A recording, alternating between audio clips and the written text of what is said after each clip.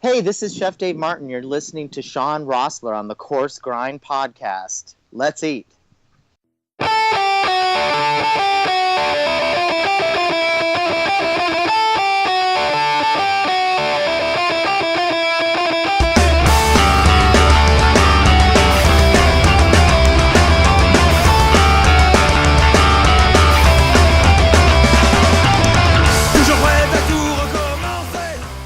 Ladies and gentlemen, welcome back. This is episode number 67 of the Coarse Grind Podcast. With you as always, host creator Shawn Rosler. How is everyone doing this evening? You know, there's a good many of these shows that I've done that make sense. 67, some of them had to, I'm sure. Chef, brewer, cook, you've come to know these as guests on this humble podcast. But over the past couple of years, I've come to know a certain gentleman, his impressive career, and perhaps most importantly, his penchant for cocktails. Having recently caught him live streaming evening libation sessions, it seemed to me in that moment that it was time to ask, from one host to another, but let's be fair, I'm not even Waterboy status in his league, if he'd do the show. Lucky for me and for you listeners, he came back with a resounding yes. Tonight's guest is a TV personality and the executive producer and developer of several programs on broadcast and cable television. He has frequently appeared on television as the editor of the website popgoestheweek.com, on The Wendy Williams Show, The Today Show on NBC, VH1, CNN, TV Guide Network, and Showbiz Tonight on HLN, to name a few. He's also hosted specials for HGTV in the summer of 2014, becoming co-executive producer of ABC's The View. As a television executive and producer, he was HGTV's network executive overseeing the popular series House Hunters, and launched the fourth hour of The Today Show on NBC, you might have heard of it, with Kathy Lee Gifford and Hoda. Now, all of this is well and good, but for me, the fact that the two of us came out of the same hometown, #GoHornets, and the emergence of mindless chatter, pretty much some of the most fun you can have drinking and live streaming ever, were the highlights that sealed the deal. But enough intro, let's get into it. Ladies and gentlemen, and everyone in between, my guest this evening, TV persona, executive producer, and cocktail connoisseur extraordinaire, coming straight out of Honesdale, Mr. Brian Balthazar. Brian, what's going on, man?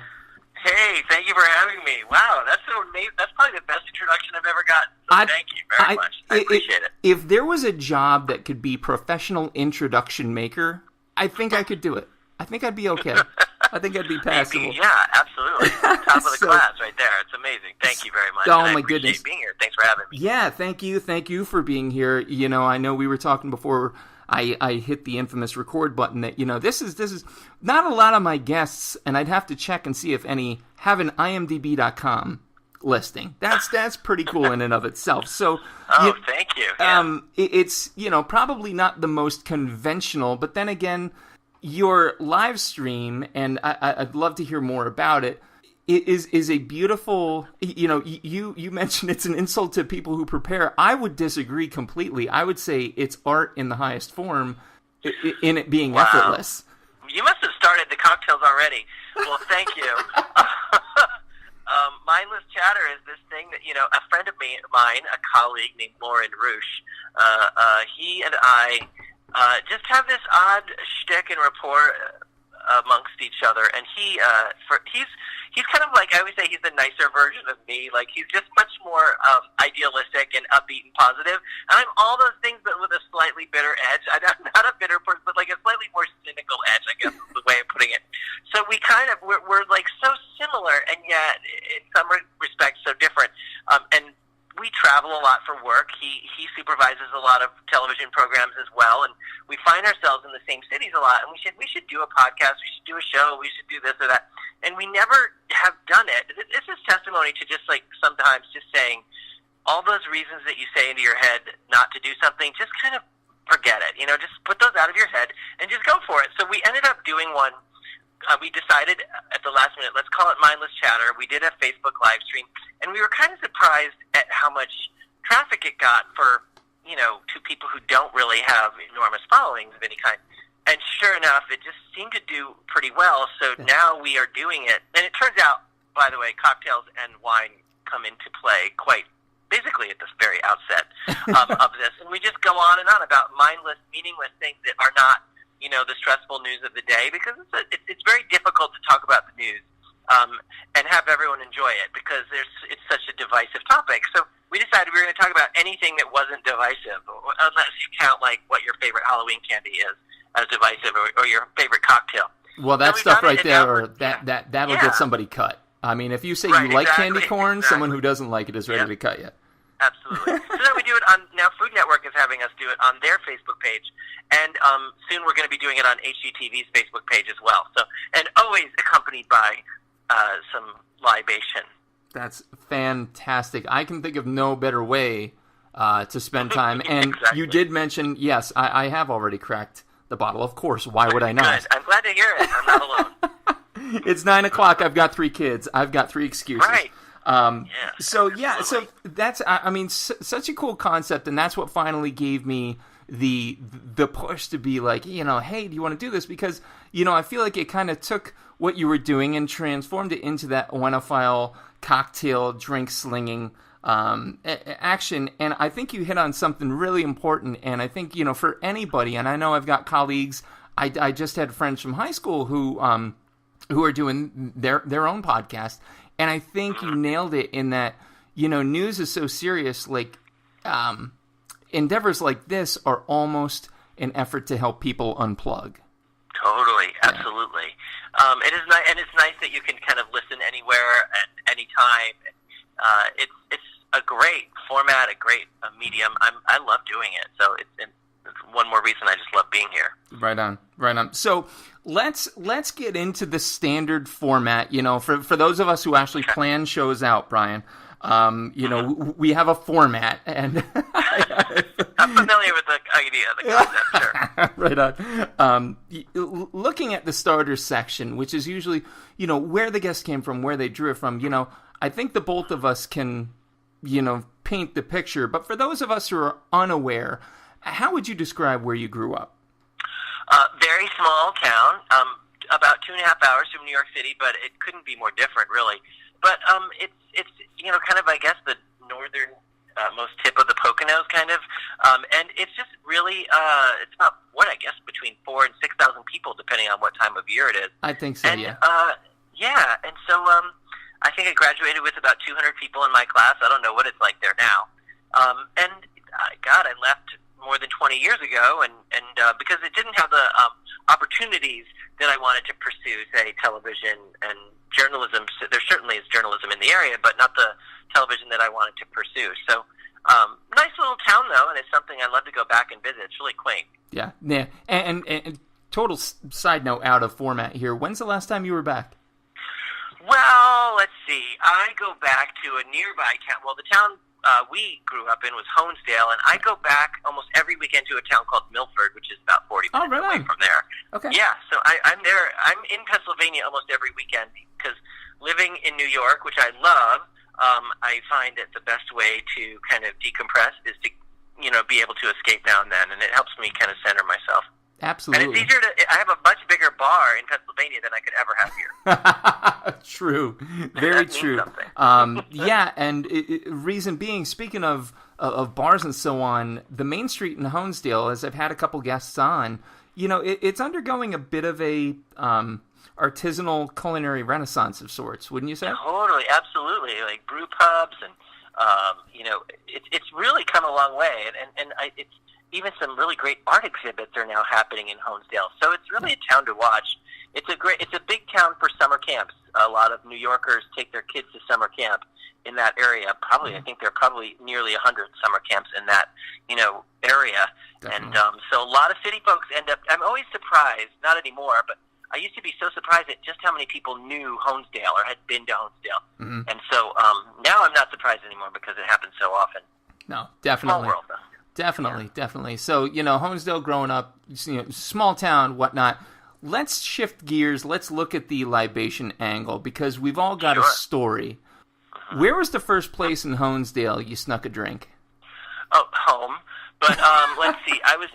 My parents used to throw cocktail parties, and they would make us go to bed, and my parents used to drink what they called a highball, which was really a whiskey and ginger ale at the time. Right. And they would put me to bed, and then somehow I would manage to chug it while they weren't looking, and it was kind of a little joke, and so that was kind of a running joke inside the house. And then, truthfully, I was just predisposed. I was kind of like the nerd in high school. Not that I didn't want to drink or do fun things, but I never got invited to cause trouble. No one ever thought I would. Right. So, I mean, I think I would, like, this is the kind of small town where you'd have a beer party around a campfire in, like, a field. Yep. Or, you know, I also knew, ironically, I knew a girl at the time I remember going and having a party in her basement, and there were all these liquor signs in the basement. And I go, what is you know, how come you have all these signs? And she goes, oh, my dad runs the liquor control board. So I'm like, oh. Wait a minute. And I was like, well, yeah, exactly. Wait a minute. So, would the initials be CG? No. Oh, okay. No, different. Nope. Yeah. No, I love it, though. I was like, oh, God, I was never allowed to even tell the story. Yeah, so I don't know if he ran it, but he worked for the liquor control board. Yep. And I was like, oh, boy, this is trouble. And also, by the way, my dad was a policeman, so I knew that if I got in trouble in this kind of small town, everyone would find out, and he would get all sorts of trouble. That didn't stop my brother, but I just was like, I was not able to cause much trouble. So college is where I did most of my drinking. But it wasn't sophisticated or in any way artisanal. It was like, you know, when you're in college, you're paying for like the bar shelf liquor. It was only when I got out of college and started writing that I started to appreciate good booze. Yeah, college, you know, Bankers Club is the go-to. Right, exactly. Along with the headache that accompanies it in the morning. Yeah. But no, I followed, you know, a very similar format. You know, you hit college, you go for the quantity, but not the quality. Yeah. But now look at you with the live streaming and the crafty cocktails and so wow. on. Well, and it's kind of come full circle, too, because when I first got out of college, I decided at some point, after doing about a gazillion jobs for 6 months, I decided I wanted to be a writer. And one of my first freelance writing gigs was in Massachusetts for a liquor magazine called Massachusetts Beverage Business. I think I was 25. I had no business, really. I didn't know enough about it. And I remember being so surprised when I wrote an article on whiskey, and I talked to the folks at Wild Turkey, and they said, do you want us to send you some samples? And it was like the idea was just, it was like winning the lottery. Are you kidding me? Sure. Yes. So they were going to send me samples, and I thought they were going to send me like those little convenience store bottles, you know, like. Yeah. And I was just excited. Oh, they're going to bring me little bottles. And they actually sent me like a case of different types of whiskey of all the different price ranges they had. And then I met the great-grandniece of Jack Daniels, and she gave me like one of those single barrel, like, you know, limited edition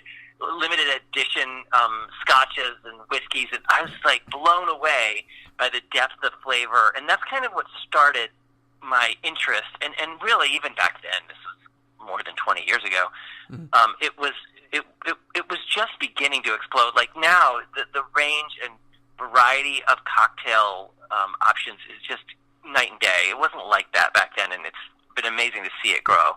Yep. The way it has. No, you're absolutely spot on. You know, even taking it back, I'm not sure where that places you. I'll drop a year. You can nod because no one will see a nod. But this would have been about the 97, 98 era. Yeah, exactly. My dad was manager of the Honesdale liquor store. And then he moved on to do Forest City and Susquehanna. You know what those places are. Nobody else listening will. But in any case, you know, that was where, Lambrusco's good wine. And if you want a craft vodka, Absolute is as high a shelf as you go. Like, sure, exactly, wow. Yeah. So 20 years later, look at where we're at. It's pretty remarkable. Yeah, it really is. And even that, you know, I don't know if any of your listeners are Simpsons watchers, but they used to make a joke about Duff beer on that, where they were talking about coming soon, raspberry Duff, and, you know, and that was a joke. But now, like, it's not a joke. The beer, it's not a joke anymore. You know, the fruit flavor, it really has exploded. There's limitless options, and you know, you don't even have to mix a drink anymore. It's mixed for you in ways it never was before. Of course, part of the fun is discovering new combinations, and that's why it's great to be in New York to experience some of that. And I love seeing what the drinks are at any given moment and how people are preparing them. Yeah, definitely. So let's talk about that for a minute, because, you know, trends, both good and evil, hold a sacred and non-sacred place in the show. I love, you know, along with the guests' help, trashing a trend they hate and, you know, embellishing a trend they love. So what's something going on in craft cocktails right now that you are just obsessed with, can't get enough of? Well, I'm always kind of interested in seeing what the drink of summer is, and so last year it seemed like it was the Moscow Mule, and this year, at least in New York, it was the Aperol Spritz. You know, rosé is always like, kind of always been popular these past few years. And now as we enter into winter, takes on the Manhattan and the Old Fashioned, a return to classic cocktails and new interpretations of them are really fascinating. I think also, what I think is also really interesting is now, like, there's this culture of epic food and drink, and not necessarily in a good way, I don't think, but like now you become a tourist attraction by offering some sort of like Bloody Mary that has like a roasted chicken on it. There is a Bloody Mary. Yes. There is actually a Bloody Mary that has a roasted chicken skewered on top of it, and a cheeseburger, and it's like a meal into itself. And I think I get it. I understand why that's happening. But it's kind of like, the freak show of bartending to do that. So I like going to some of these little niche bars where there's some like serious bartenders who are really trying unique things. And so I'm always, I don't know if you do this, but every time I go to a bar, I take a picture of the menu because I'm like, well, if I like this, I'm going to want to try it at home, which is why I started doing that myself, kind of doing that and launching the website to kind of chronicle some of that. Yeah. Oh, that's awesome. That's awesome. Yeah. And while maybe I don't take a picture of every drink menu per se, I think with the ones that really have stuck, I mean, there's almost an instant panic that hits me. I'm like, I'm going to be sitting here for 45 minutes more, maybe tops. I've got to figure out how to make this. I've got to figure out how to make this work. Yeah. That happened with one that I actually saw in Daniel Boulud's book, and he makes these balls out of ice that you can actually, the drink is served in these spheres, and it's an amazing. I ended up inspired by it. I ended up figuring it out. This is crazy, but I bought a freezer, like one of the small freezers, for the sake of this. And it sounds very extravagant to do something like that. It was $99 for the freezer, so it wasn't like a crazy purchase. But I literally have a freezer for ice because I think ice is so important. It sounds so ridiculous. It sounds so... You forget this show you're on, Brian. You're fine. You're in great company. I know it sounds ridiculous, but I'm like... I am an ice tray collector, and I do judge a place by their ice cubes. That's perfectly fair, I think, because... Okay, good. You're putting it in this glass, and honestly, subconsciously, I don't know that I've ever really, like, pronounced against it, but, like, you're taking this, high-shelf craft vodka, say it's $85 a bottle. You're going to pour it in some sewer-ass tap water? Right. That's right. like, I'm even a sub about the shape. Like, I like a nice square cube, and I don't like an ice cube that melts too quickly. I mean, listen, I'll be honest. I'm also, like, I'm not crazy. I'm not going to, like, turn a drink away because of the ice cube, and I'm probably going to...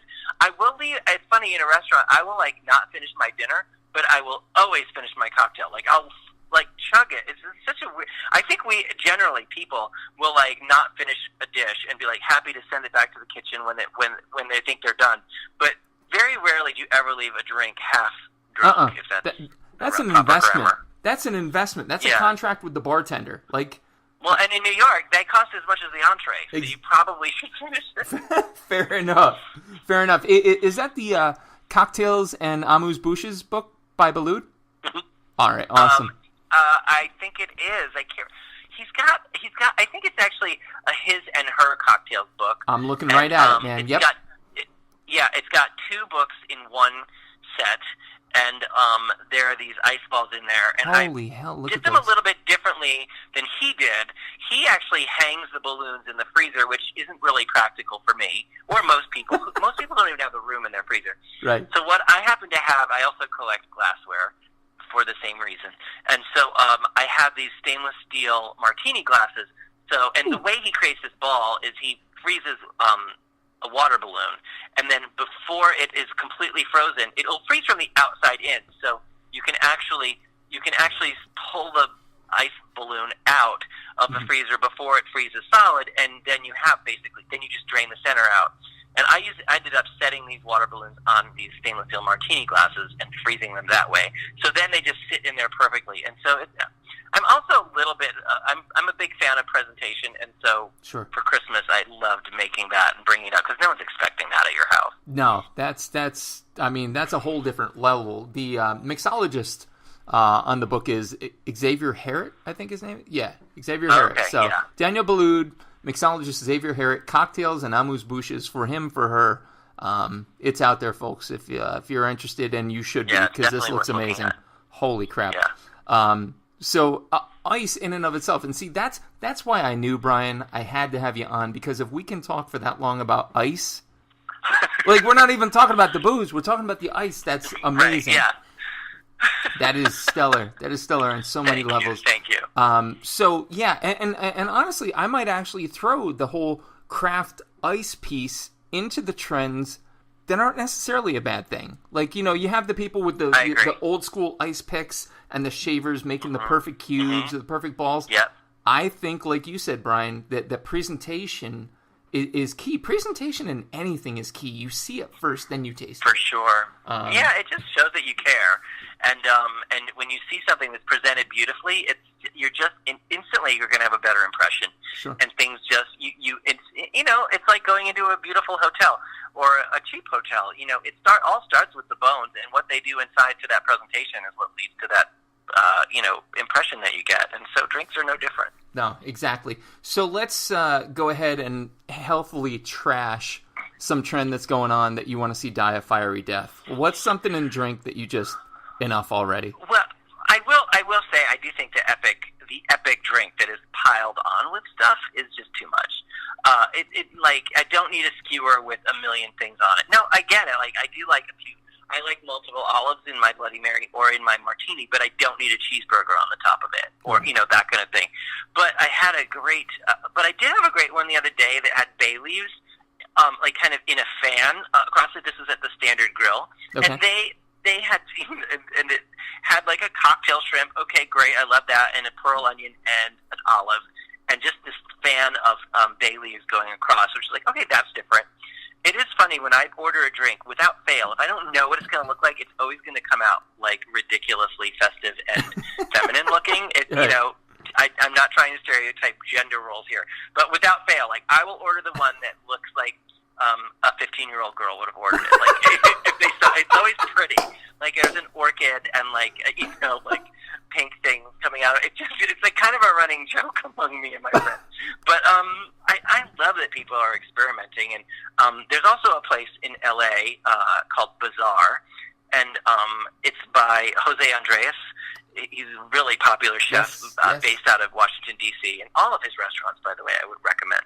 But their bar drinks are really phenomenal. He uses a lot of dry ice, or he'll make a martini that has a martini glass. I mean, I'm not a fan of overly sugary drinks anymore. I think that was kind of like how I walked into the pool of drinking, was with the sugary drinks, but as I get older, I get a hangover from them. Mm-hmm. So, but there was cotton candy stacked in this martini glass, which sounds like really overly sweet, but they pour the liquor over it, and as you know, you get cotton candy moist. It instantly dissolves. So the visual spectacle and presentation of that was just amazing.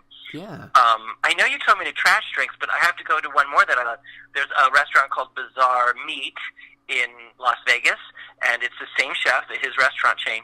It's not a chain, it's one of his restaurants. And and a lot of restaurants are doing this now, too, where they infuse smoke into the drink, so they prepare it, and then I love wood smoke in a whiskey drink. It's just that wintry vibe. I love that, too. So definitely. It's a big favorite of mine. Well, definitely, yeah. And there's smoked beers, Rausch beers, they're called, which, if you have a good Rausch beer with a solid rare steak, I don't think there's any better experience. Yeah. I do have one I can trash. Okay, go. This is one. I'm sorry, I didn't mean to cut you off. No. I don't love, I like, although I will say the tequila is the devil's juice for me. Like, it's the only booze that will cause me to black out if I drink too much of it. And I'll literally forget entire spans of time. Likewise. But I don't love the idea that, like, sometimes you can, like, go to a restaurant and get a bucket with margaritas in it and then beer stuck upside down in it. To me, I get it. I understand what it's about. The motivation for me for booze, though, really isn't to get hammered. it certainly can happen, and it has happened. I'm not a prude, and I'm not like saying that it's never happened. Don't get me wrong. I've certainly walked the tightrope of too much to drink. It just happens. But I take the subway. But I don't love the idea when you get a drink that its sole intent seems to be just to get you wasted. Yeah. That's just not my thing. And, it's like eating food because its sole intent is just to get you fat. Like, I like delicious food because it's delicious first, and the same goes for a cocktail, but not if it's just like, hey, get hammered. Like, it just, I think over time I've come to appreciate finer nuances and flavors and things. No, yeah, 100% there with you. I was actually going to bring up the fishbowl, toilet bowl, margarita nonsense. Right. That happens like, how big a glass vessel can we put this shit tequila in? Right. It doesn't work that way. It's fine. Let it go. Right. Take your one shot of, Patron in a margarita and watch how that works. Like, it's just so much better, so much, I don't know. Again, we are aging, Brian, so, It's true. It's true. It's true. I feel it every day. Moment of silence for our youth. Any other? I'm trying to think of any that I could at least get you started on. How about craft beer? I mean, you really haven't brought up beer, so you might not be a beer guy. But has craft beer met its day and age? Well, I mean, I do feel, again, it may be generational too, and I think that if we are all kind of subject to what we kind of grew up with. It's interesting because now you can, I've had pumpkin beer, I've had cranberry beer, and recently I was like working in Pennsylvania on the weekends renovating this house, and we just went for this is old school, Honesdale, Pennsylvania beer choice. We went and bought Miller or Coors Light or something, and it was just delicious. It was just I know people are like, oh, that's watery. I was like, it was just what the doctor ordered. Sometimes with beer, I just want to keep it simple. Yes. And when I'm eating wings, yes. I want just a clean, simple beer. I actually don't want a lot of subtle nuances and flavor. I do have to say, and again, I'm not a snob about it because I actually really like Blue Moon, and the interesting thing is, I don't remember if it's owned by Anheuser-Busch or what. A lot of the smaller beers have been bought out by, big beer, for a lack of a better way of putting it. But it's because those companies are smart and they know that's where the consumer is headed. And so I don't think that's, I don't look down on that. It's they're just making smart decisions. Like any of us would invest in a stock if we think it's a good stock to buy. They're investing in the smaller brews and brew houses. But I do think there is a point where, there's just a point where I don't need lemonade in my beer, and I don't need cranberry juice in my beer. And I have tried to keep an open mind to these things, and I'm frequently, I will say this, I love the trend. There's a liquor store down the street from me where you can buy beer by the bottle instead of by the case, so you're not committing. Now, granted, the markup is ridiculous. You're paying a ridiculous amount of money compared to what you could buy a 12-pack for. But I love that it's non-committal, and I do love having tastings. There was one chocolate beer, too, and I'm like, okay, not everything needs to be chocolate. And so that's another thing that I don't love. I'm kind of old school with my beer choices, though. I don't like them complicated. No, and I'm not really hoppy. I'm not super hoppy in my beers, too, but that's just a personal taste. I was for a time with the IPAs, and then I got away from them, and I dipped my toe in it. But you're absolutely right. If you're eating something like wings, you want what I refer to anyway as the mower beer. What are you going to put in the cup holder on your mower as you mow your backyard? And, you drink 6 of them, fine, judge me if you will, and, you're not even moving. It's Miller Lite, Coors Light. There's something comforting about that, and I think you hit it on the head, that even something as pedestrian, technically, as a can of beer mass-produced in a U.S. factory is comforting. It harkens back to that feeling. The first sip of beer you had, guarantee the majority of listeners is going to be that beer that was left open on your father's stand. He wasn't looking, and you snagged it. And it's what does this taste? So Well, and there is something to be said for nostalgia, and I mean, the same thing goes for probably the candy bar that everyone has eaten the most in their life.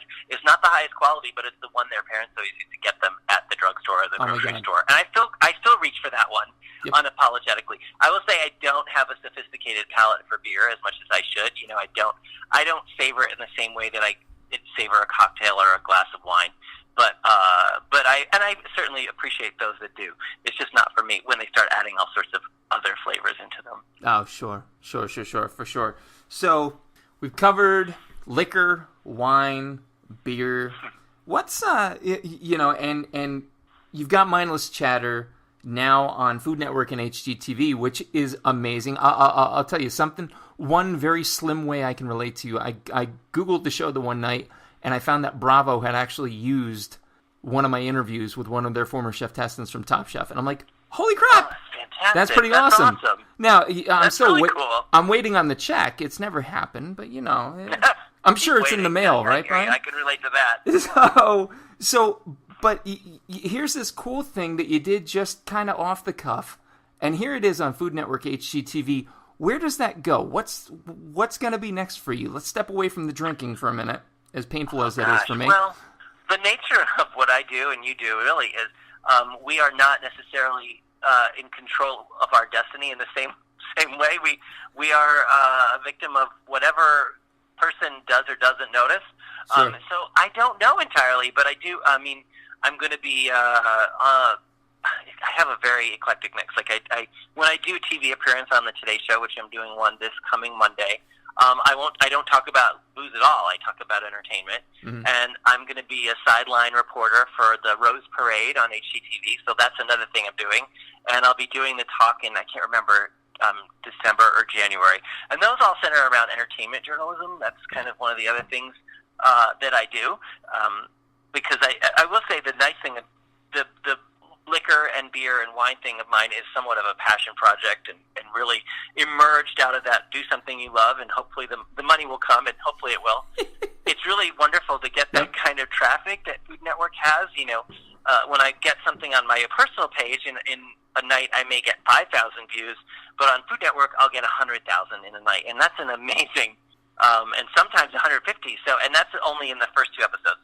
So you know, will something come of it? Who knows? But the key is that I'm having a really great time doing it, and doing all of these different things I have found, and I may be getting off the liquor track here, but I have found that those things always lead to something else. I've always found one thing lead to something else, and that has been a lesson I've learned in my own life. No matter what I'm doing, that if you just you enjoy what you're doing and do a good job and be nice to people, it will come around in unexpected ways. So who knows is the short answer. I like who knows. I'm currently licking my wounds after hearing your view counts. That hurts a little bit, but I'll get over it, I'm sure. I'll be okay.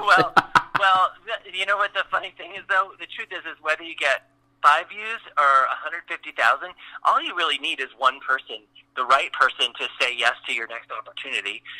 So I've had being on the Today Show will get millions, but sometimes something will come of it, and sometimes it'll be like no one saw. It's just a timing thing, and so I think it's really just like I always say, you only need one yes, so that's one person. And you just keep doing it until you get the right person. That's right. Well, you know what, man? I had 66 yeses, but I'm super, super grateful for a certain 67th yes that's here on the show tonight. So super appreciated, man. Thank you. Real quick, after section, just a couple off-the-cuff questions, and I'm going to let you go on your merry way. I'm standing in your kitchen at home. What music do I hear? You know what? I'm playing the television. I'm probably playing the television. Television in the back? That's music, man. It depends if I'm in the car, it's either 80s on Sirius or there's a channel on Sirius that is covers. So it's popular artists doing covers of other people's music, and I love that one. Nice. Or I'm listening to comedy. Nice. Yeah. Very cool. All right. You're going to be stranded on a deserted island. You can take only 3 food or drink items with you. Unlimited amount, but only 3. What would they be and why? Let's see, chicken, because you can do a lot to that. It's a good protein. Okay, 3 food or drink items in total, right? Well, I'm going to assume that water is available. So if it was, I would probably bring a Riesling. I would arrange for an unlimited Riesling, given that I had water already. Chicken, Riesling, and what would the third one be? Well, since I'm on a deserted island, no one's going to see what a fat ass I'm going to become, so I will probably bring Ben & Jerry's Rocky Road, because that is my kryptonite. Yeah, that's just everything. I can't even eat ice cream. It's just, it's not good for me, but that is my weakness. I'll eat the whole thing. It's just like addictive to me. That's awesome. That's so honest. I love it. I love it. Are you familiar at all with Melanie Denea? I don't think so. No. So she made 2 incredible coffee table books. She actually replied to me once on Instagram. I'm waiting for her to call me back. But she is this wonderful food photographer, and she did 2 books, My Last Supper and The Next Course. And each book, huge, beautifully illustrated, and there's 50 chefs, 50 celeb chefs in each. And they're all asked the same questions. Very, very much an inspiration for this show in a very, standardized format. But it all centered around the very same thing. You're checking out tomorrow, your card's getting punched. What would your last supper be? Meal, drink, music, people, and why? Ooh, okay. I'd like a surf and turf, probably. Nice. It's my last meal, so let's not go small. Definitely, I would dig some mashed potatoes. My surf and turf would be filet mignon, probably, and lobster, but I would want them to cut it for me. I mean, I'm about to die, so let's have them. Let's have them address all the hassle of the shell. And mashed potatoes. I'd probably skip salad, but if I had to have a vegetable, maybe some broccoli or corn. I love corn. Okay, wait. What else are we talking about? What kind of music would I have? Well, music and drinks. Jesus, you're punching out tomorrow. It doesn't matter. With drinks, I would probably, I'd want a full bar, because I would like to have at least one Dark and Stormy. It's my comfort drink. I think I would go with Dark and Stormy. It's fitting the occasion. And while I don't listen to it regularly, I feel like Yo-Yo Ma would, soothe me for the terror that was about to come. Oh, it would probably take the edge off, knowing that this was my last meal. It's getting dark in here. Dark and stormy. I know. Well, it's literally my last meal. It's a dark time. But, okay. Yo-Yo Ma would probably just, make me feel like it was going to be okay. I don't want anything too fast-paced. No. Because you don't, even though it doesn't really matter, don't want to interfere with digestion. I feel like Yo-Yo Ma would be good for that. I hear you. And who would the guests be? Mortality be damned. It could be anyone live or dead. Just one person? No. Go 3 deep. Oh, God. Okay. Let's see. My partner, Dennis. I would probably want Kathy Lee Gifford, because she's entertaining. And with Kathy Lee comes Christine, her manager, so they come as a pair. Okay. And she's one of my tightest friends. So, and then Lauren Rouge from Mindless Chatter. Nice. It'd be crazy not to have him along. So there you go. I gave you 4. That would be phenomenal. Well, I mean, technically, Kathy Lee and is a +1 by nature. She's that big. Okay, she gets to bring a guest. She gets a +1. Yeah, she can do whatever the hell she wants. It's I just couldn't do without her manager, Christine, there too. There you go. And finally, Brian, last question. Simplest, potentially most complex. What is food and drink to you in a single word? Everything. Love it. How's that? Love it. Because it is. I mean, because if 2 guys from Honesdale can make... if 2 guys from Honesdale can make 40 minutes over ice cubes and craft beer, I'd say that's pretty remarkable, wouldn't you? I would, but effortless. Thank you for making this so much fun. I appreciate it. Oh, my goodness. Well, thank you, sir. Again, Brian Balthazar, thank you. This Monday, catch him on the Today Show, Twitter and Instagram. He's at Brian Balthazar. Check him out on Dr. Thirsty. Also, Food Network HGTV's Facebook page, Mindless Chatter with Lauren Rouge.